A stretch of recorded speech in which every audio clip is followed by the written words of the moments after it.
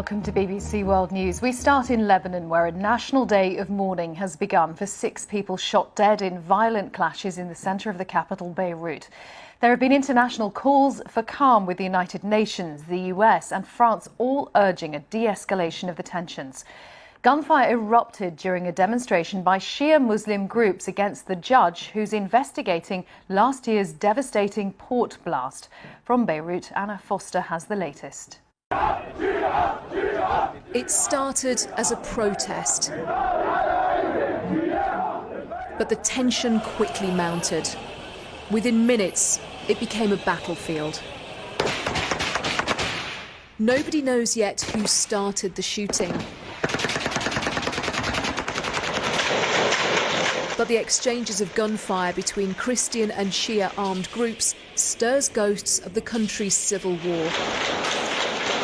For hours, shooting echoed through the streets of Beirut. Not everyone survived. My wife was hiding downstairs, but our neighbor was killed. She was shot in the head with a bullet. She had kids. Her daughter got married just 2 days ago.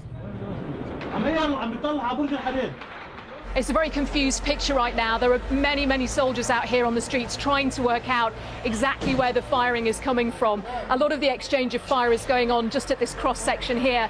We can hear regular bursts of automatic gunfire. We can hear the thump of RPGs like that one. We've seen somebody shooting from the top of a building, and the army are now trying to work out how to contain this situation which escalated so rapidly. As the shooting faded, the cleanup started. But the scars and the divisions remain. Anna Foster reporting there. Well, a short while ago she told me more about the situation there today. Well, there's a cautious calm, I think, on the streets of Beirut this morning. Today's been declared a national day of mourning, which means that government buildings are closed, municipal business will stop. Crucially, schools have been closed as well. Students have been told not to go to universities. The funerals will happen in a few hours for those people who died yesterday. I think what everybody is waiting to see is what will happen next, is how long this quiet peace will hold. And I think there'll be a lot of focus on what happens next with the blast investigation. Shortly before that protest started yesterday morning, the judge, Tarek Bitar, was given permission once again to resume that suspended investigation. And I think everybody will watch to see whether that resumption happens, whether the MPs who have so far resisted giving evidence will do so, and whether or not really that investigation will continue on course, or whether it will be in some way derailed before it comes to a verdict. How scared, how worried are people that yesterday's scenes may not have been a one-off? Well, people have seen these kind of scenes on the streets of Beirut before.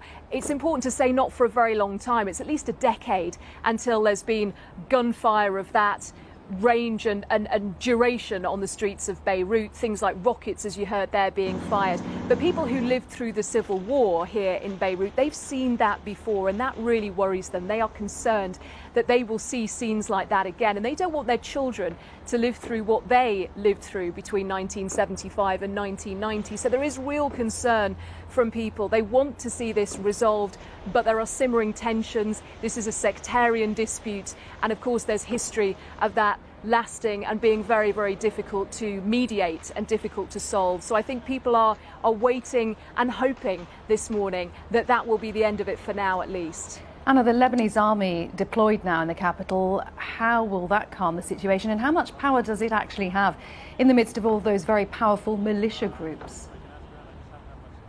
What's really interesting about the Lebanese army, actually, is that they are, in many ways, the glue that's holding the country together at the moment. They do a lot of jobs that other armies don't do. They do the jobs of the police very often as well.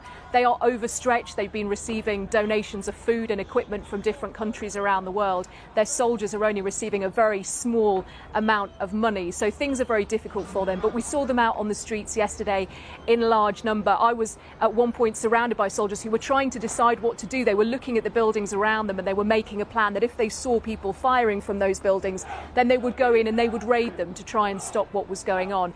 There were soldiers on the street in great number. I think in the end, the reason this conflict died down was not because the army necessarily stepped in and stopped it. It was a calm which descended on its own. The army is still very well respected here in Lebanon, but they have an extraordinarily difficult job to do when it comes to keeping the peace, particularly when you consider, as we were saying, the things that the Lebanese people are living through at the moment: lack of electricity, lack of medicines, lack of fuel. The lira, the Lebanese lira, has lost 90% of its value just in the last year or so. People are angry and tired here in Beirut, and it means that tensions are always simmering just below the surface. Anna Foster in Beirut. Good morning. It's Saturday, the 6th of November. Yorkshire County Cricket Club has launched an investigation after a second former player alleged he was subjected to repeated racial abuse at the club. Now, this comes in the wake of an independent report which found Azim Rafiq had been the victim of harassment and bullying. The Equality and Human Rights Commission is now considering whether to take action against the club. As Simon Jones explains. A racism row that has rocked not just Yorkshire, but the cricketing world. Azim Rafiq was the victim of racial harassment, but the club took no disciplinary action. Now claims by a second unnamed former player are being looked into. They tend to say Yorkshire is one place. It's either in my way or the hard way, to be honest. And they really need to sort of, I think they just haven't really understood what inclusivity and diversity really means. Yorkshire now has a new chair, Lord Kamlesh Patel. In a statement he said, "I'm looking forward to taking this club forward and driving the change that is needed. The club needs to learn from its past errors, regain trust and rebuild relationships with our communities." Those past errors will now be looked at by the Equality and Human Rights Commission. It's asked for the full independent report into what happened to Azim Rafiq to consider whether there has been a breach of the law. The Mayor of West Yorkshire has described recent events as shameful. I am really hoping that this is an opportunity for change at the very top. And I do notice that Lord Patel has come in to steer some of that transition. It's time for change, root and branch change, and let's hope we see that leadership that has been sadly missing. A gathering calling for justice for Azim will take place outside Headingley this afternoon. Today will prove that all Yorkshire people are resilient, and we're all prepared to undertake the hard work which is necessary to put Yorkshire back at the pinnacle of English cricket. We all need to work together now and work hard to create this new wonderful dawn that's going to hopefully shine every morning at Headingley, the most iconic cricket ground in world cricket. But with an exodus of the club's sponsors and Headingley banned from hosting international cricket, rebuilding Yorkshire's reputation won't be easy. Simon Jones, BBC News. More on that throughout the programme. Now, from Monday, people in England will be able to book their COVID booster jab 1 month in advance. Now, the current rules mean you have to wait 6 months until after your second dose before making the appointment, but that is being relaxed in efforts to increase uptake ahead of winter. Dominic Hughes has more. The rollout of the booster programme for the over 50s and the clinically vulnerable has proved more sluggish than the initial push on vaccinations that began last December. Boosters are administered 6 months after the second dose, and up till now it hasn't been possible to book an appointment until you've reached that milestone. But from Monday, the rules in England are being relaxed, so you can schedule a jab a month before you need it. The government says the booster programme is moving ahead at pace. More than 9 million booster jabs have so far been administered. That's nearly 16% of the UK population over the age of 12. Official data shows confidence in the vaccine among the over 50s remains high, with 94% likely to get their booster. In Scotland, people will be able to book boosters online from later this month, and in Wales and Northern Ireland, people will be invited to book an appointment. Care homes are an obvious priority for the booster programme, and here there is some good news, with residents in 9 out of 10 homes in England having been offered a booster. The rest are booked in to be seen in the next few weeks. But the race is on between the vaccine, the virus and the coming winter. Dominic Hughes, BBC News. Opposition parties are calling for an inquiry into Boris Johnson's recent holiday to Spain. The Labour Party and Liberal Democrats have urged the Parliamentary Standards Watchdog to investigate whether the Prime Minister fully declared how the luxury trip was funded. It comes after the government reversed an attempt to overhaul standards rules for MPs. A Number 10 spokesperson said that Mr Johnson had followed all transparency rules for the holiday.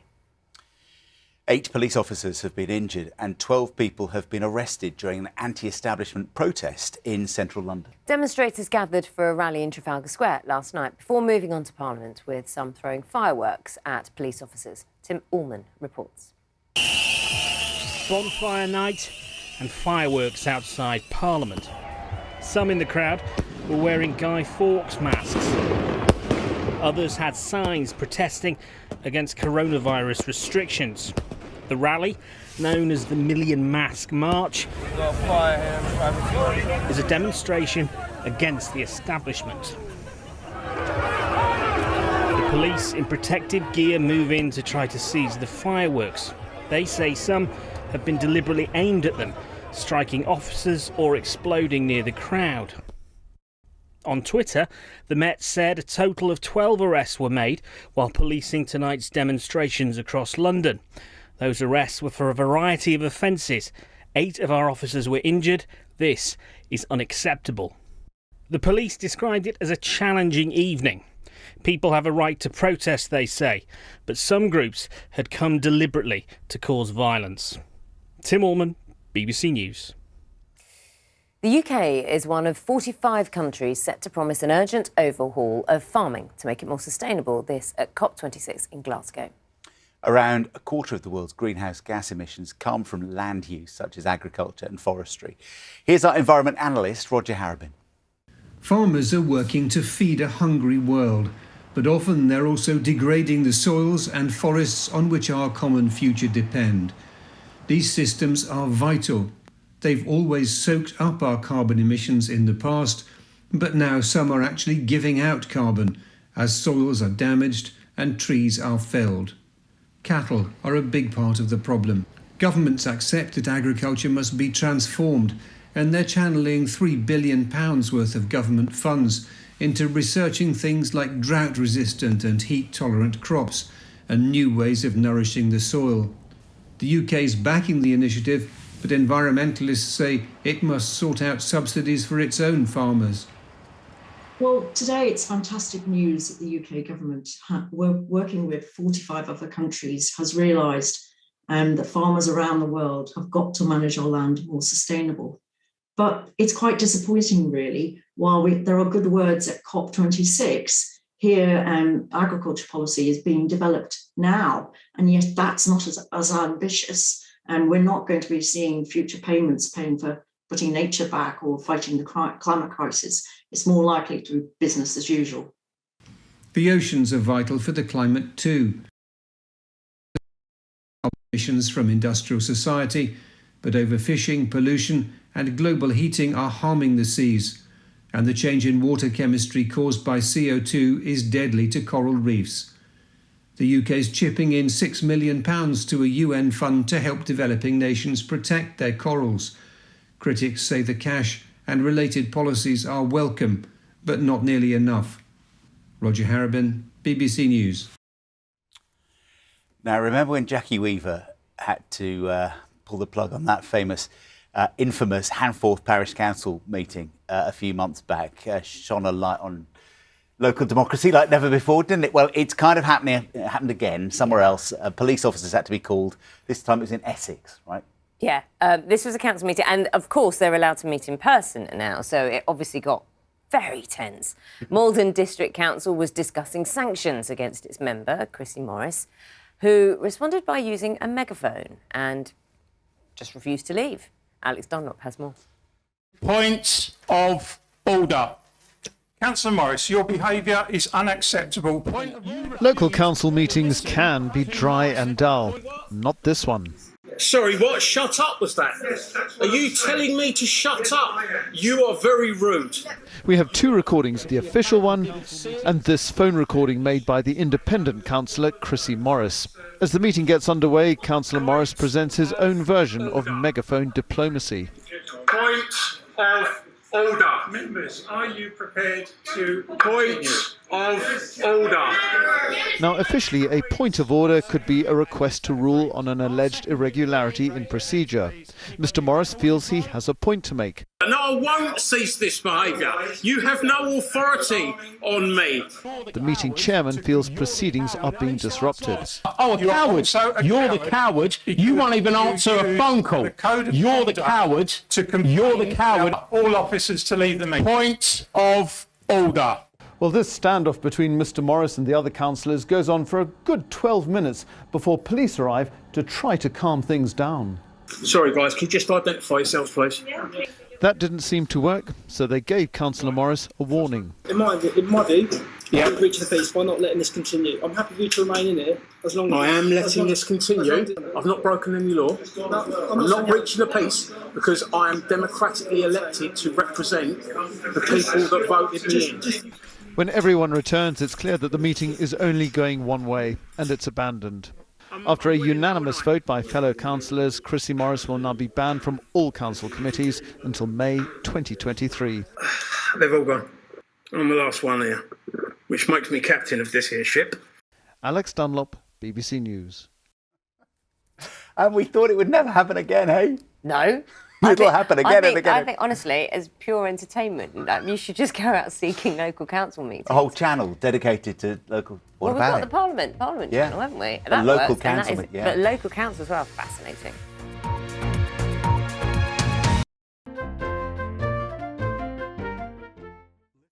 Morning and welcome to Breakfast with John Kay and Sally Nugent. Good morning. Our headlines today. Showdown on sleaze. The Prime Minister faces questions in the row over MPs' second jobs. Are you feeling the pinch? Because from snacks and drinks to utility bills and the price of petrol at the pump, we are all paying more somewhere. We get the latest inflation figures a bit later. I'll be speaking to businesses and customers here in Altrincham. And good morning. Coming up in sport, the fallout from a damning day for English cricket as Azim Rafiq accuses the sport of being institutionally racist. Bring it back, sing it back. And we will speak live to the Queen of the Kitchen Disco, Sophie Ellis-Bextor, as she enters the last few hours of her 24-hour dance-a-thon for children in need. Good morning from Kew Gardens. We are here to see the illuminated Christmas trail, which opens to the public today. It's a chilly start wherever you are.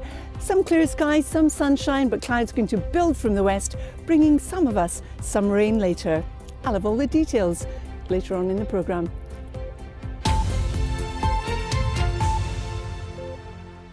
Hi there, good morning. Wednesday the 17th of November, and our top story is that the Prime Minister's plans to tighten the rules on second jobs for MPs are going to be debated in Parliament today as the row continues over sleaze. It follows weeks of mounting political pressure after the former Tory MP Owen Paterson was found to have broken lobbying rules as a paid consultant. Our political correspondent Helen Catt reports. Good morning, Prime Minister. The Prime Minister has a tough day of questioning ahead as he tries to draw a line under the sleaze allegations which have dominated Westminster for the last few weeks. Yesterday, he announced he would support banning MPs from working as paid political consultants. At the exact moment, Labour was holding a press conference calling for the same. Labour's chalking the Prime Minister's move up as a win, but it would still like to see a wider ban on MPs having second jobs, except if it's for a public service like nursing or working as a doctor. The government wants to focus not on what MPs do, but on how long they spend doing it. Boris Johnson said he would back changing the Code of Conduct to put a reasonable limit on MPs' outside activities and punish those who neglect their duties. Exactly what's being proposed is miles away from where the government was 2 weeks ago. 2 weeks ago, they were talking really about watering down the current system. Now they're talking about not only tightening the rules, but putting that in the hands of the system as it currently exists. But it is Parliament, not the government, which actually sets the rules for MPs. So the detail would have to be worked out there if it chose to go ahead. And some Conservatives are concerned the consequences aren't clear. I'm very cautious on this because I know that some of my colleagues have jobs and outside work that they do, and that means them having to give up changing their lifestyle. We have to be careful about this. We have to realise that we're dealing with human beings who have families and responsibilities. So whilst, as I've said before, the first duty must be to Parliament, to constituency and to the work we do for our country, any changes I think should be evolutionary. They will get the chance to quiz the Prime Minister directly later. He's expected to address a gathering of his own backbenchers this evening. Before that, he faces the liaison committee of senior MPs. And before that, the Labour leader at Prime Minister's questions. Boris Johnson may hope the end of the sleaze row is in sight, but there will be a lot more questions to answer before he gets there. Helen Catt, BBC News, Westminster. Let's go live to Westminster and speak to our chief political correspondent, Adam Fleming, who joins us on breakfast. Hi, Adam.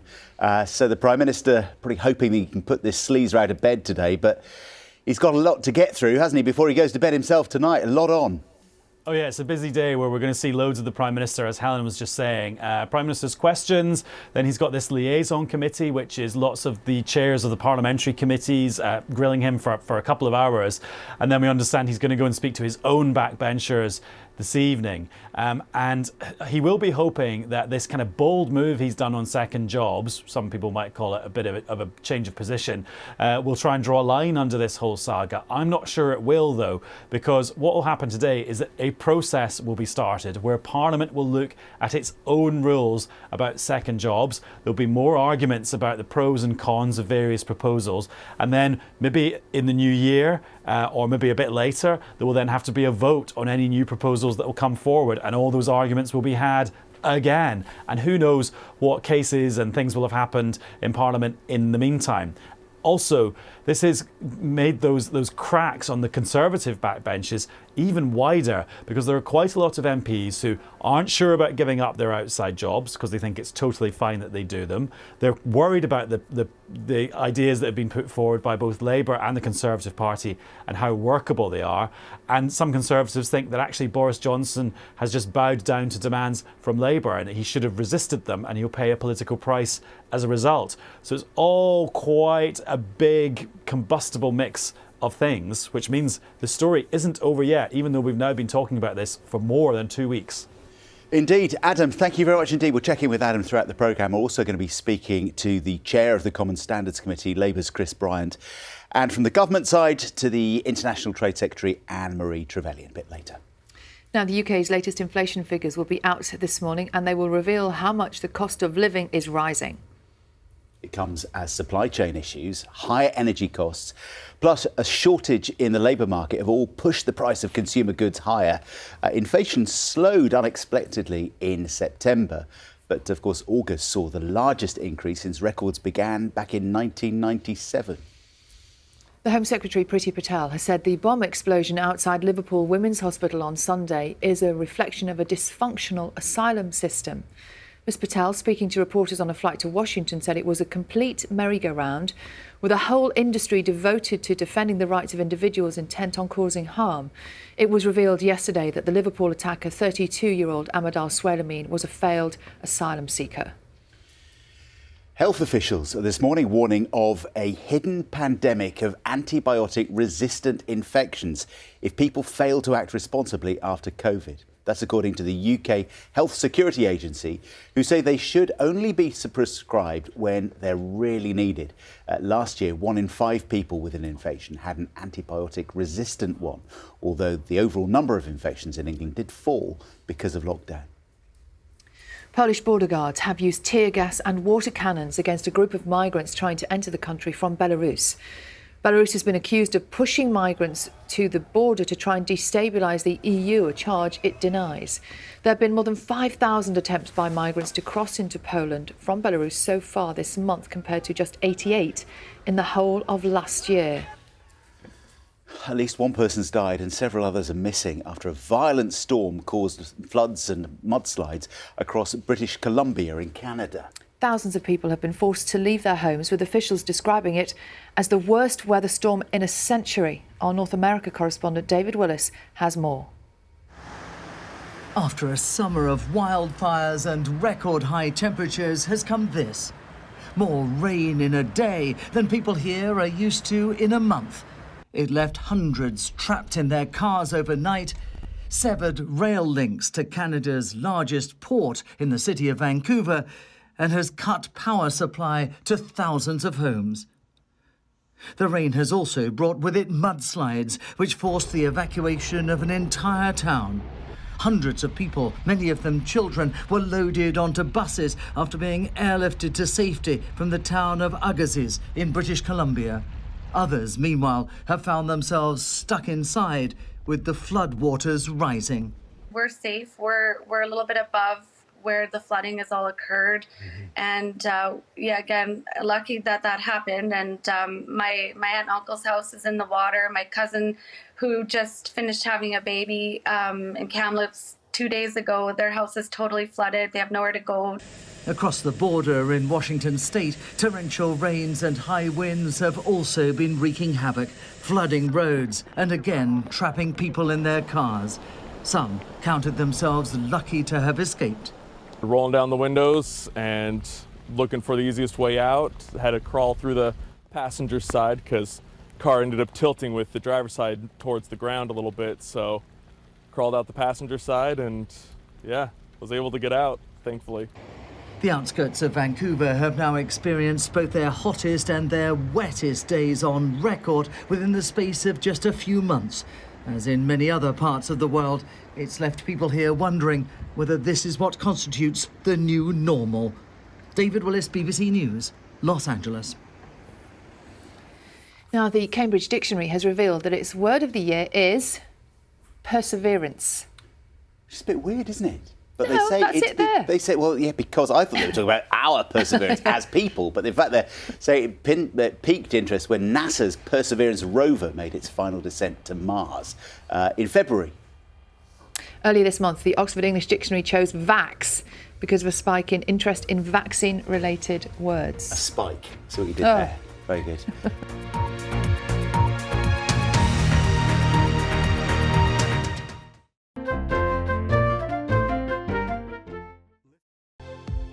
Hello, good morning. Welcome to Breakfast with Chris Mason and Catherine Downs. Our headlines today. Hearing no objections, it is so decided. World leaders strike a landmark deal on climate change in Glasgow, but emotional last-minute wrangling leaves some concerned the agreement doesn't go far enough. I apologise for the way this process has unfolded, and I'm deeply sorry.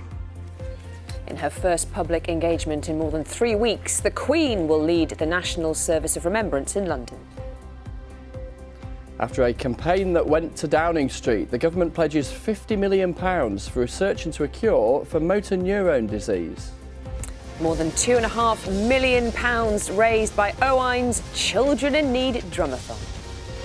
I've been crying, I've had a bit of sleep. I can't get my head around it. Thank you so much. And weather-wise, it's a little bit cloudy and drizzly out there for many this morning, but there will be a bit of sunshine breaking through for some of you. I'll have your full forecast on this morning's edition of Breakfast.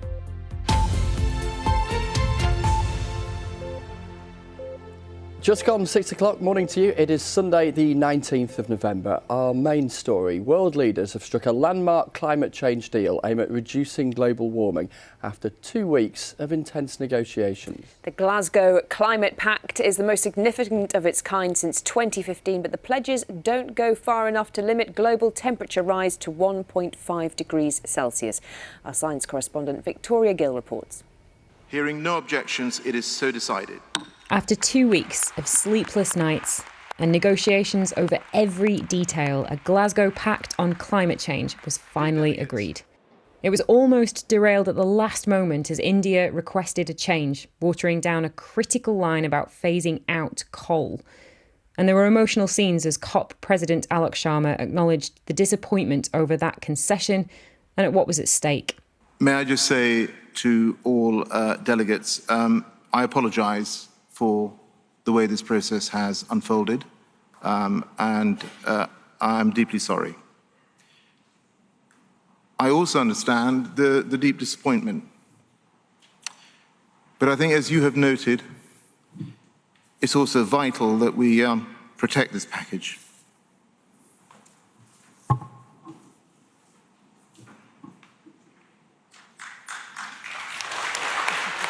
But still, this climate pledge, signed off by 197 nations, has made history. This is the first COP agreement to mention fossil fuels, the very stuff of greenhouse gas emissions. But while Prime Minister Boris Johnson had previously talked about Glasgow being the beginning of the end of climate change, reacting to this deal, he sounded less certain.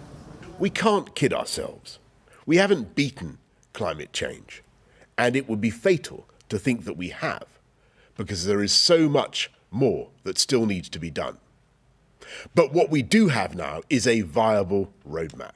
But environmental campaigners who've been watching this process for many years are encouraged by some of the pledges.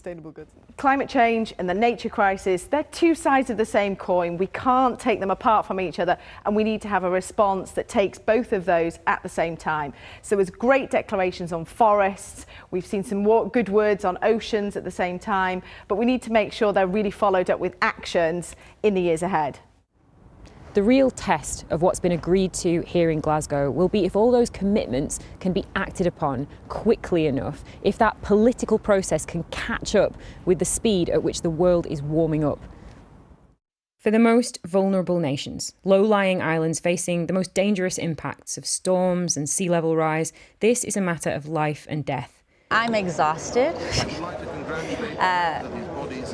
but we not only fought a good fight, but we're going to live to fight another day.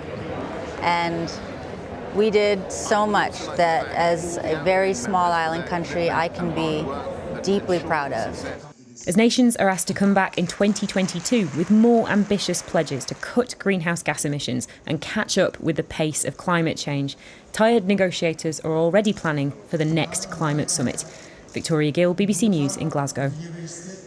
Just a quick recap, it is the 14th of November today. I think we're wishing the month away at this stage on a Sunday morning. The date it was the 19th. Reset. Let's then take a look at some of the reaction to the climate change deal. Here is the leader of the Labour Party, Sir Keir Starmer, welcoming the pact, but it said that there were too many promises for tomorrow and not the action that's needed today.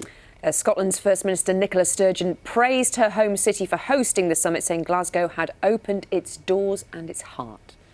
What does Greta Thunberg make of it? She has dismissed the event as simply blah, blah, blah. Well, joining us now is our political correspondent, Jonathan Blake. So we hear there, Jonathan, the reaction from political leaders and campaigners. I suppose the challenge this morning is trying to pick through it and come to a rounded conclusion as to how much of this is a success. Morning to you. Morning, Chris. Yes, well, COP26 presented a huge challenge for the UK and certainly for the government from the start, didn't it? Almost 200 countries, tens of thousands of negotiators, and at hand, the most pressing problem facing humanity, climate change, for them to tackle. And I suppose 2 weeks later, the bottom line is it ended in agreement, a deal was done, and that is something which in itself will come as a huge relief to Boris Johnson and to the government, certainly Alok Sharma, who presided over the summit. The alternative was really unthinkable, but as we've seen, it is a deal which campaigners say doesn't go far enough, and many of the countries who've signed up to it have deep concerns about. Before the summit started, Boris Johnson said that he wanted to make progress in 4 areas: coal, cars, cash and trees, as he put it. And he can point to a certain amount of progress in all of those areas. But as we've seen for his political opponents, it will never be enough. Alok Sharma said last night as the conference came to a close that history had been made in Glasgow. It will be for voters and perhaps time itself to judge whether that history is seen in a positive light or whether this was a missed opportunity. Thanks, Jonathan. The Queen will attend the National Service of Remembrance at the Cenotaph today in her first public engagement in more than 3 weeks.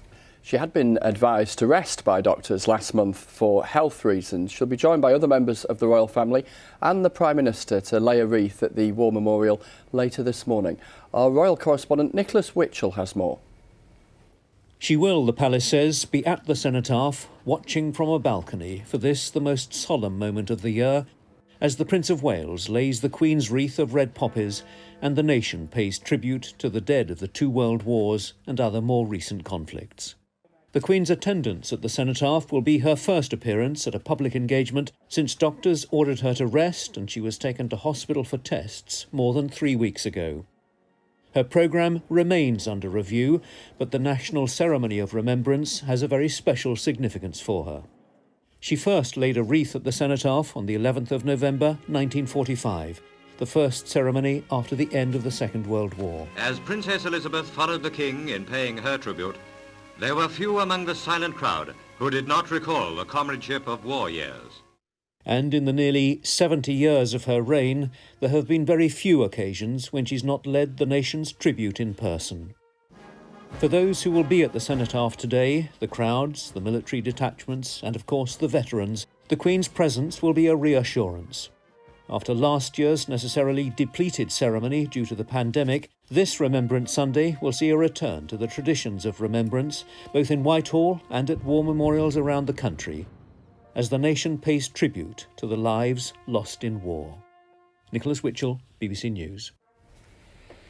£50 million worth of government funding has been promised over the next 5 years to help find a cure for motor neurone disease. It comes 2 months after a petition was delivered to Downing Street by some of those living with the terminal illness, including the former rugby league star Rob Burrow, who of course we've been following here on Breakfast. Our reporter Louise Pilbeam has more.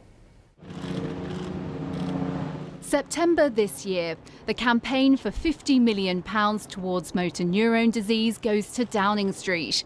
Among those present was former footballer Stephen Darby, handing over their plea to finally try and find a cure for the terminal disease. At his side, Rob Burrow, former rugby league star, both living with the impact of the disease. What this will be to MND sufferers a great hope. We're out on the brink of a meaningful treatment, so we need to get funds to help prolong life and later find a cure. Unfortunately, the two first spoke to BBC Breakfast about life with MND back in early 2020, alongside Scottish rugby union star Doddy Weir. I think obviously rugby resilience, I knew what I'd had, knew what the issue was.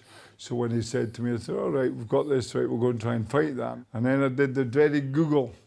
What have I got? What's going on? And it came up MND and they kind of go, In the months to come, Rob Burrow would chart the impact of the condition in a documentary.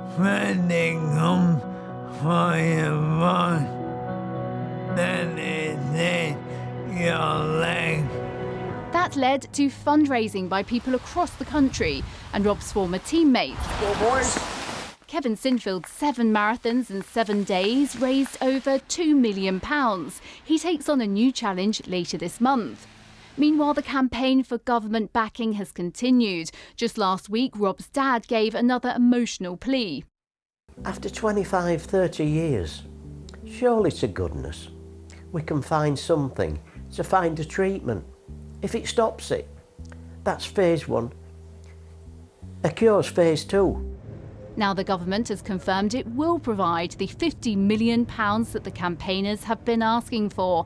In an article in The Express, the Prime Minister promises to transform the fight against this devastating disease. The announcement has been welcomed by the MND Association, which says it will change lives and ultimately save lives. Louisa Pilbeam, BBC News.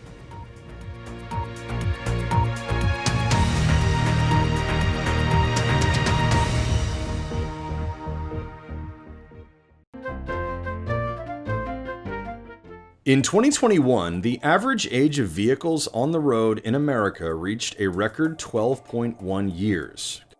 Cars are getting faster, safer, more tech-heavy, and the average age of a vehicle in the US is rising. It has been increasing for really ever since we've been recording it. 2 big reasons for this, say industry analysts. Cars have been growing more durable and more expensive. Drivers are holding onto their cars longer, and cars are spending more time in the used vehicle market before they head to the junkyard. I have a 1993 80 Series Land Cruiser that I bought brand new 28 years ago, and it has 215,000 miles on it, and the engine's never been apart.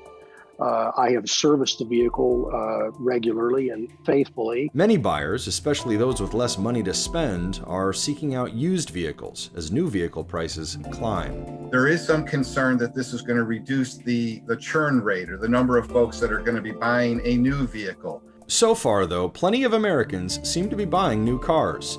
New vehicle sales reached a record high of 17.5 million in 2016, and the number of vehicles per household has gradually increased over time, even as vehicle age has risen. But every driver that chooses to hold onto a car for another year is postponing a trip to the dealership, and some industry analysts wonder if rising vehicle ages and prices indicate trouble for new car sales in the future. Automakers are stuffing cars with new technology and improvements, but will that be enough to keep buyers wanting the latest and greatest? In the 1970s, a car would be expected to last at most 100,000 miles. At that time, vehicles had 5-digit odometers, so the typical odometer only went up to 99,999 miles. But now it is typical for cars to last well over 100,000 miles, and many will make it to 200,000 or more. 25% of the cars on the road in the US are at least 16 years old. There are some cars that last an especially long time. iCars, a search engine for car shoppers, publishes a list of the longest lasting vehicles and brands on the road. In order to make the list, at least 2.5% of the cars with a certain nameplate have to make it to the 200,000 mile mark. About 1% of the average vehicle model will make it past 200,000 miles. But some models are disproportionately represented among higher mileage vehicles, SUVs and trucks from Toyota, Honda, and General Motors. The Toyota Land Cruiser, a favorite vehicle of off-roaders, United Nations forces, and wealthy SUV buyers, tops the list. More than 16% of Land Cruisers on the road have at least 200,000 miles on the odometer. It is followed by another large Toyota SUV, the Sequoia. Then when you go to the third vehicle, which is the Chevrolet Suburban, you're now at 5%. So the first vehicle on the list has 3 times the percentage of models with 200,000 plus miles versus the third vehicle on the list, showing how A, quickly it drops from the first few vehicles on this list, and B, how truly unique and capable and durable the Toyota Land Cruiser is. It really stands out even among this group. Toyota especially has a reputation for making cars that last a very, very long time. We have 100 vehicles on display right now in the building, and quite a few of them have an awful lot of miles on them. Over 200,000 miles, 300,000 miles. We have one Japanese market Land Cruiser Prado that was a highway service vehicle, and it has over 420,000 miles on it with the original engine in the frame, and it runs beautifully. One Toyota owner's full-size Tundra pickup lasted for more than 1 million miles, for example. The automaker bought the truck back and gave the owner a new one. It's pretty clear that Toyotas have not just a reputation for durability, but a proven track record of durability, just by glancing at this list. Typically, the cars on this list, especially at the top of the list, are body-on-frame cars. You see a lot of body-on-frame vehicles here, and you see a lot of Toyotas. Of course, the Land Cruiser is both. It's a body-on-frame Toyota. And the next vehicle on the list, the Toyota Sequoia, is a body-on-frame Toyota. Consumer Reports also publishes a list of 10 cars it says are most likely to make it to the 200,000 mile mark, and it is populated entirely with Toyotas and Hondas. It is important to note that just because a car is not on the iCars list doesn't mean it is not reliable. Porsche, for example, has a strong reputation for reliability, but might not make it onto a list like this because Porsche owners often drive their cars conservatively to keep mileage low. In addition to being more durable, cars are also becoming more expensive. In December 2020, the average price of a new vehicle in America reached a record high of $38,000. Average new vehicle prices have been bouncing around the mid-$30,000 range for several years. As this has happened, automakers have also appeared to trim their portfolios of lower-priced vehicles. In 2013, sales of cars costing less than $20,000 made up 20.1% of total annual new car sales. By 2020, that figure was 9.4%. Customers who are priced out of buying new cars are likely to turn more and more to used vehicles. But many owners are simply foregoing car purchases altogether, preferring to hold on to their cars for another year or two. Part of what makes it easier to hold on to vehicles longer is the availability of parts over the internet, even for obscure or old cars.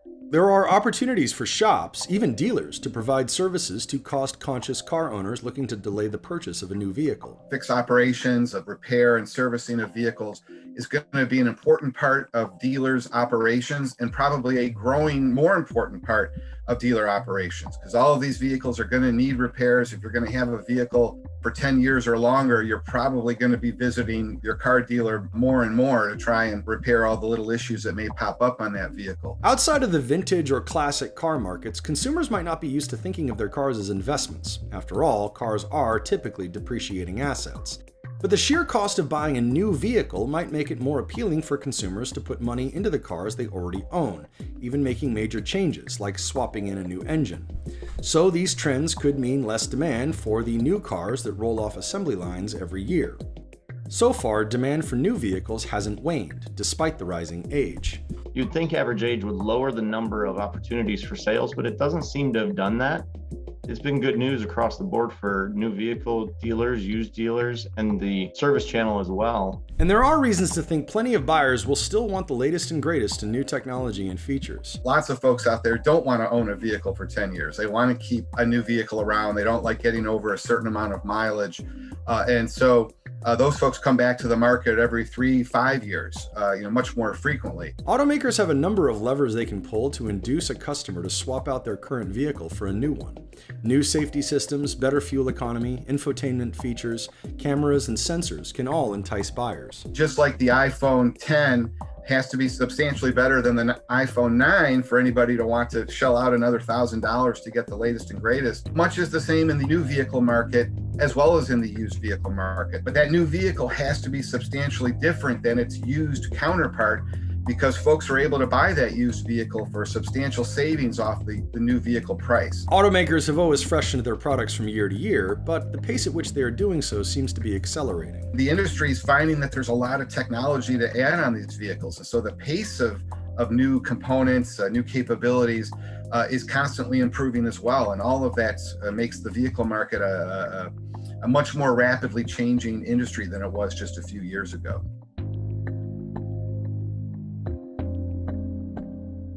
There are a few short-term reasons to think Americans might hold on to their vehicles a bit longer. The way people interact with their cars may be changing. People staying at home more often for work than they have in the past may actually cause people to consider if they need that additional vehicle, or if maybe we might actually see a catalyst on the horizon for that approach to maybe reverse a little bit, where people decide they don't need quite as many vehicles, or maybe they want different vehicles for more recreational purposes. New vehicle sales hit a historic high of 17.5 million units in 2016. Since then, they have been falling. Vehicle sales in 2020 were an especially low 14 million, due to lockdowns, production stops, and shortages of critical supplies, such as microchips. That means there is a smaller supply of both new and new-ish used vehicles coming into the market, including expired leases or cars tossed from rental fleets. But there is another change coming: the rise of the electric vehicle. Technology is changing so quickly that an EV made one year might be pretty obsolete in a very short time. Consider how much electric vehicle ranges have risen in the last several years. There's products out there right now that only have a range of 150 miles. Future products are suggesting they're going to have ranges, above 400 miles. The upside is that it might bring more customers into the market more frequently. The challenge is figuring out what the residual values of EVs will be. It also might make customers skittish to buy an electric vehicle in the first place. If you bought an iPhone 5, are you willing to sit with that iPhone for 10 years till the iPhone 15 comes out? God knows all of the capabilities that you'd be missing out on from sticking to this technology at an early stage. Well, that's what we're asking electric vehicle buyers to do, that the technology is still moving very quickly. Nearly every major automaker is pursuing an EV strategy, but the very rapid change in the pace of technological development poses questions of vehicle value for dealers, banks, and customers. What is the value of a vehicle that gets half the range of a new product that's coming out? And I think this is one of the issues that the industry is struggling with. These retention values are an important part of the industry, especially for the financing side, because the lending companies can't really lease to you a vehicle if they don't know what the residual values are. Lenders may be reluctant to loan money to you if you're going to buy a vehicle if they don't know what these values are. So all of it can be very disruptive to the purchasing side of the industry. And yet, with so much volatility in the technology and development that's going on a daily basis, it's going to be a moving target to try and estimate what these retention values really are. One solution for this, says Chesborough, is vehicle subscriptions, an idea that has been delved into a bit but not yet fully explored. Subscription plans vary, but overall are similar to leases, with some important differences. They are often more inclusive of the total cost of ownership. For example, many subscription plans come with registration, insurance, and maintenance costs bundled into the fee, so owners don't have to account for those separately. Subscription plans also allow customers to swap out one vehicle for another, for example, a newer or different model, as the customer's needs change. Plans like these might allow buyers to sample new vehicles, such as electric cars, without worrying that their investment might be a bad one. And it might enable a car with rapidly obsolescing technology to stay on the road a bit longer.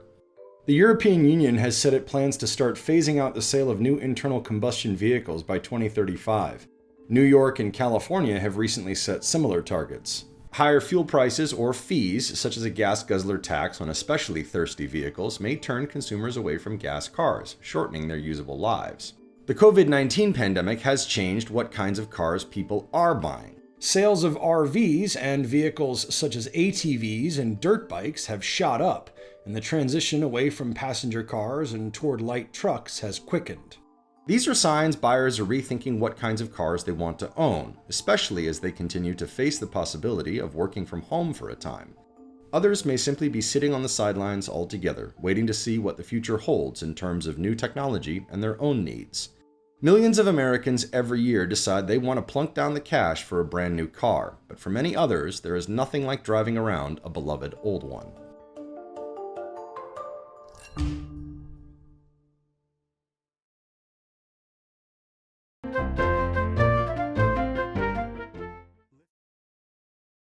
Good morning. It's Friday the 3rd of December. Thousands of people are still without power in parts of Scotland and northern England, 7 nights after Storm Arwen battered the UK.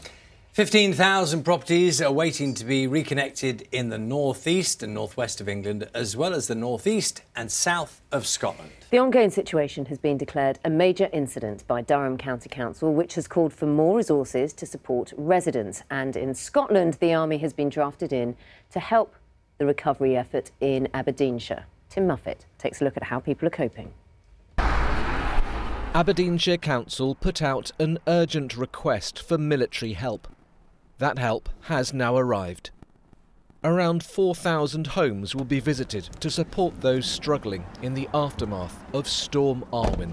The infrastructure is pretty fragile. The weather hasn't helped. The high winds that came yesterday have further weakened some places. But we're hoping that it gives them that sort of reassurance that somebody is looking out for them. Joanne is a nurse and lives near Harbottle in Northumberland. She still has no power, no water and no internet. I'm sleeping in here, which isn't ideal, eating what I can in here, boiling pans of water on the log burner. You know, you can only take so much. Do you know what? I burst into tears, I'm not ashamed to say. Joanne's now relying on a nearby community centre, along with her neighbour Anne. I feel that we've just been left out and forgotten about. I'm more worried about the emergency services because where we were, there's no signals, no internet. How if somebody needs an ambulance, how are they going to get hold of it? In County Durham, a major incident has been declared, which means more support should be on its way. It deems that we will have assistance from government. We've asked for assistance. We hope the army will be brought in. And you know, Northern Power can't actually tell us when all these properties are going to be up, and that's why I've had to do this. We've been out of power since last Friday. We're still out of power for another 4 days that we know of, so it'll be well over a week. But we were also out of water for 4 days. Oliver has complex disabilities. 2 of his siblings are also disabled. His family are currently having to stay in a hotel in Northumberland. It's just been a living nightmare. It just feels like something out of a disaster movie, you know, having all that massive storm, like literally up to 100 mile an hour winds, and then the aftermath. No, just want to go home. Power has been restored to Laura and David's home, but they must wait until it's warm enough to return to. 1 week on, and thousands are still feeling the impact of Storm Arwen. Tim Muffet, BBC News.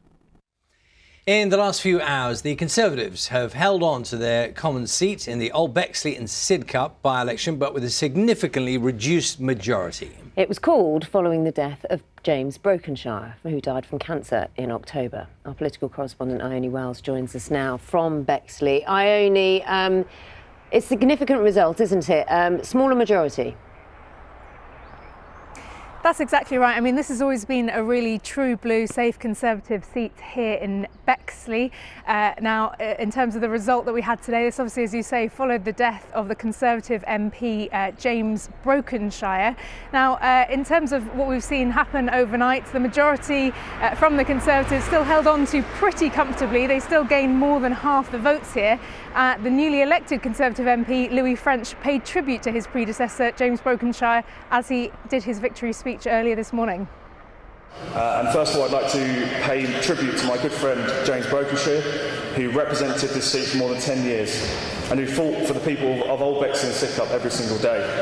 He made an enormous impact on everyone who lives here, and as your Member of Parliament, I will work tirelessly to build on everything he achieved.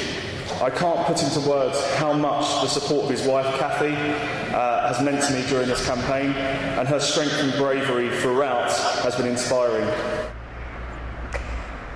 So the Conservatives have held comfortably onto that seat, but there was a 10% swing to Labour. Now, turnout in by-elections does tend to be a lot lower than it is in general elections, but this one was exceptionally low. Only 34% of registered voters did turn up to vote, and that meant that the Conservatives' majority of 19,000 was cut to just about 4,500, with, as I say, about a 10% swing to Labour. I think Labour are pretty encouraged by this result. They argue that were that swing to them to have happened in some of the more marginal seats around the UK, that could mean them seeing gains in other parts of the country. But I think the Conservatives also pretty happy to still very comfortably hold on to this seat. And now for them, all their efforts are going to be focused on defending another Conservative seat up in North Shropshire at the by-election there in just 2 weeks' time. Ione, thanks very much. Ione Wells for us there in Bexley. 42 cases of the new Omicron variant of coronavirus have now been identified in the UK. Now, this comes as new research from the University of Southampton suggests that booster vaccines may offer good protection against the variant. Simon Jones has more. This, the government says, is the best response to the new variant, the vaccination programme, with a new drive to deliver more booster jabs. A team at the University of Southampton says there are promising signs that boosters could handle Omicron and would still offer good protection against illness. Experts, though, believe it's too early to say whether Omicron will be more dangerous than other variants. We have some reason to believe it could be serious, but what that means in terms of the consequences for the pandemic and the potential need for additional control measures is not yet known. I think we've done the most important thing, which is accelerate boosters. In South Africa, the scientists who first identified Omicron are racing to unlock its secrets. Over the last week, the daily number of new COVID infections has increased fourfold. It seems those who have already had other variants of coronavirus may not be protected against Omicron, and hospital admissions are up slightly, but mainly among the unvaccinated. The new variant has now been detected in at least 24 countries, according to the World Health Organization, including in several states of the US. We have the best tools, the best vaccines in the world, and the best medicine and the best scientists in the world. We're going to fight this variant with science and speed, not chaos and confusion. Germany, in the grip of the Delta variant, has announced major new restrictions on people who aren't vaccinated.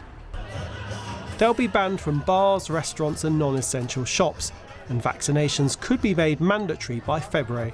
The fight against the pandemic goes on. Simon Jones, BBC News. The oil giant Shell has pulled out of a controversial development in the west of Shetland. Despite owning 30% of the Caribou oil field, the company said the economic case for investing wasn't strong enough. Climate activists had criticised the plans, arguing no new oil and gas projects should be developed. Fraudsters have stolen billions of pounds by abusing the government's bounce back loan scheme. According to a new report from the National Audit Office, more than a third of loans may never be repaid, costing the taxpayer up to £17 billion. Our correspondent Angus Crawford has this report. A hard stop. Police arrest a drug dealer, a member of a Manchester gang that used a front business to hide their crimes. And this is it. From a couple of porter cabins, they plan to take over the local cocaine market. But what's really extraordinary is they managed to get a £25,000 bounce-back loan to help their business through the pandemic. And they weren't the only ones. It's a bounce-back loan application that's been approved for £50,000. Last year, this undercover investigator showed us how criminals were setting up fake companies to exploit the system. It seems to be free money for the scammers. It's going to cost us billions. £4.9 billion, according to today's report. Anti-fraud measures, it says, were implemented too slowly to be effective and are inadequate. Well, today we announced a brand new loan scheme for the smaller businesses. Designed as a lifesaver for small firms, more than £47 billion was handed out. But how much of that will legitimate firms ever pay back? Access finance quickly. It's going to be horrendous. It's a nightmare. It's a nightmare. I'm worried. I've asked the government to set up a helpline. Mike runs an online support group for business owners who took out a loan and now fear they may go bust. They've now got the repayments starting. And a lot of people simply have not bounced back, which was the whole idea of the scheme. As soon as they're due, it's just going to be a tidal wave. It will be. There's no ifs, buts or shoulds about that. The NAO says £17 billion may never be repaid. And 100,000 loans are already in arrears. I've had to contact my doctor about having some antidepressants. I haven't been able to properly sleep for the last 20 months. £50,000 seemed like a lifesaver for Anne-Marie and her printing firm. It now feels like a millstone. The bounce-back loan is hanging there over our heads at the moment. You know, at the time, I guess I had two choices. We either take on a loan and carry on and try to just ride through the storm, or we close the doors. But the storm isn't over. Well, this is the thing. It's just about starting, I think. Loans that kept hundreds of thousands of firms alive became a dead weight for others and a cash cow for criminals. Angus Crawford, BBC News.